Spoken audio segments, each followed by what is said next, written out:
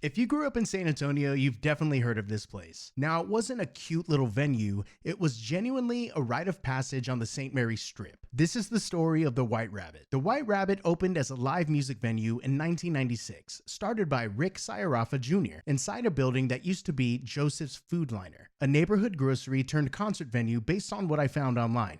If anyone knows more about the history of Joseph's Food Liner, please tell me in the comments because I looked everywhere for more history and I couldn't really find it. From the get-go, the White Rabbit became a magnet for bands right before they blew up. We're talking acts like the Black Crowes and Creed in the early days. Then later, names that became huge like the Shins, Cage the Elephant, and even Kendrick Lamar and Schoolboy Q performed there. If you were a metalhead, scene kid, or a hardcore kid like me, the White Rabbit was where you made some of the best memories of your early years. You weren't watching a polished arena show like at the SBC Center or the Freeman Coliseum. You were in a small room just feet away from your favorite artist or band. In 2007, Rick Sciaraffa Jr. passed away, but the venue stayed in the family, managed by his father, Rick Sciaraffa Sr., and his wife, Rhonda. By 2014, the White Rabbit was sold to a San Antonio-based hospitality group led by a local restaurateur and developer named Chad Carey. Then, in December of that year, the White Rabbit closed its doors, and people thought that was it. Another San Antonio landmark gone. But the building didn't die. It transformed. In 2015, it reopened with renovations,